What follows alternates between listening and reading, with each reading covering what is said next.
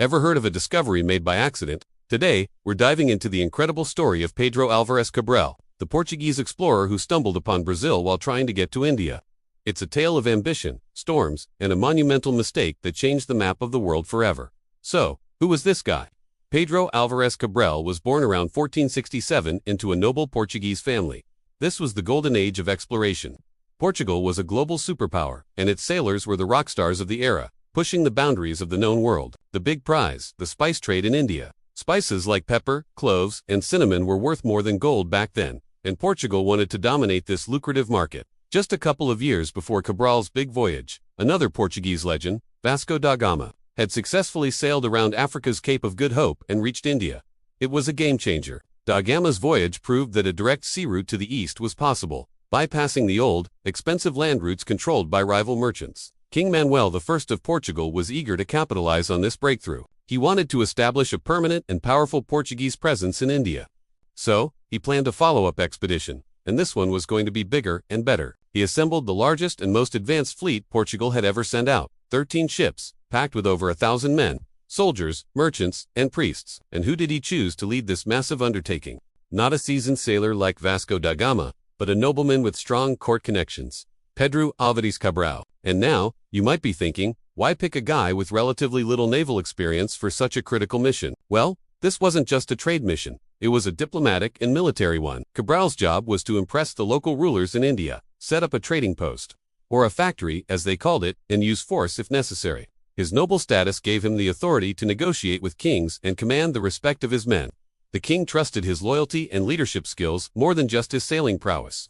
On March 9, 1500, Cabral's grand fleet set sail from Lisbon. The mood was electric. Crowds gathered to watch the ships depart, a spectacle of national pride and ambition. Their course was set: head southwest, catch the trade winds, round the Cape of Good Hope, and then sail across the Indian Ocean to Calicut, India. But this is where our story takes a dramatic and unexpected turn. To avoid the treacherous calm waters off the coast of Africa, Cabral followed a navigational technique known as the volta do mar, or turn of the sea. This meant sailing far out into the Atlantic to catch favorable winds. It was a standard Portuguese strategy. But Cabral sailed a little too far west, way too far west. Whether it was due to a navigational miscalculation, strong Atlantic currents, or maybe even secret orders from the king to explore the western Atlantic is still debated by historians. The official story is that they were blown off course. Whatever the reason, after weeks at sea, on April 22, 1500, the crew spotted something astonishing on the horizon. But this wasn't Africa. It was a mountain they named Monte Pascal, or Easter Mountain. They had found a massive, unknown landmass. Cabral and his men anchored and went ashore. They encountered the local inhabitants, the Tupiniquam people. The initial interactions were peaceful and curious. The Portuguese were fascinated by the people and the lush, vibrant landscape filled with colorful parrots and strange new plants. They held the first Christian mass on the new land and claimed it for Portugal. Cabral initially named it Terra de Vera Cruz, the island of the True Cross. Later, realizing it was a huge continent, the name was changed to Terra de Santa Cruz, the land of the Holy Cross.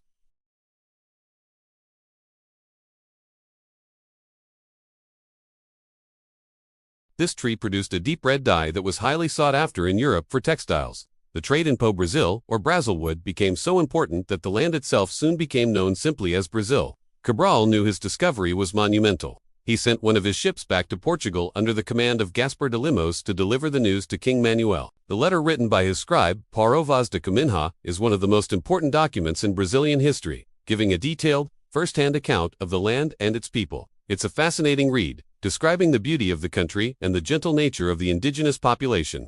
But Cabral's primary mission was still India. After about 10 days exploring the Brazilian coast, he and the remaining fleet set sail again, heading southeast to get back on course for the Cape of Good Hope. The journey, however, was about to turn tragic. As they rounded the southern tip of Africa, a ferocious storm hit the fleet with devastating force. 4 ships were lost, sinking in the violent waves, and everyone on board perished, including the famed navigator Bartolomeu Dias, the first European to round the Cape of Good Hope years earlier. It was a huge loss. Battered and with his fleet now cut in half, Cabral pressed on. He eventually made it across the Indian Ocean and reached his original destination, Calicut, India, in September 1500. But his troubles were far from over. Calicut was a bustling hub of trade, and the Arab merchants who controlled the spice market there were not happy to see the Portuguese trying to horn in on their business. Negotiations with the local ruler, the Zamorin of Calicut, were tense. misunderstandings and mutual suspicion quickly escalated. After a few months of friction, a riot broke out. The Portuguese trading post was attacked, and more than 50% of Cabral's men were killed. Cabral retaliated with brutal force. He seized several Arab merchant ships in the harbor, confiscated their cargo, and bombarded the city of Calicut for a full day, causing immense destruction. This act of violence set a grim precedent for future Portuguese relations in the region. Leaving Calicut in ruins, Cabral sailed to two other cities in southern India, Cochin and Cananore. There, he had better luck. These cities were rivals of Calicut and were more open to trading with the Portuguese. Cabral was finally able to load his remaining ships with a precious cargo of spices. In early 1501, he began the long voyage home. The return trip was also perilous. More ships were lost. By the time he finally sailed back into Lisbon in the summer of 1501, only 4 of the original 13 ships had made it back. Despite the heavy losses of ships and men, the expedition was considered a success from a commercial standpoint. The spices he brought back generated a massive profit for the Portuguese crown, more than covering the cost of the entire fleet. And of course, there was the small matter of having discovered Brazil, a territory that would eventually become Portugal's most valuable colony. You might expect Cabral to be celebrated as a national hero and sent on more glorious voyages, but that's not what happened. For reasons that aren't entirely clear, he fell out of favor with King Manuel. Perhaps the king blamed him for the heavy casualties, or maybe his diplomatic failures in Calicut overshadowed his successes. When the next major India-bound fleet was assembled, it was Vasco da Gama, not Cabral, who was chosen to lead it. Pedro Alvares Cabral retired from public life and lived quietly on his estate. He died around 1520 and was largely forgotten by history for centuries. It wasn't until the 19th century, when Brazil gained its independence, that his legacy was re-examined. Brazilians began to see him as the founding father of their nation. Today, Cabral is a complex and controversial figure. In Portugal and Brazil, he is often celebrated as a great explorer, but he is also seen as the man who ushered in an era of colonization, exploitation, and the devastating decline of indigenous populations in Brazil. His discovery wasn't a discovery for the millions of people who already lived there. His story is a powerful reminder that history is often messy. It's a mix of courage and cruelty, of brilliant navigation and sheer luck, of grand ambition and tragic human cost. The accidental discovery of Brazil is a perfect example of how a single voyage, a single wrong turn, can change the course of history for entire continents. What do you think? Was Cabral a hero, a villain, or just a man of his time caught up in the winds of change? Let me know your thoughts in the comments below. Thanks for watching, and if you enjoyed this journey into the past, don't forget to like, subscribe, and hit that notification bell for more historical deep dives. See you next time.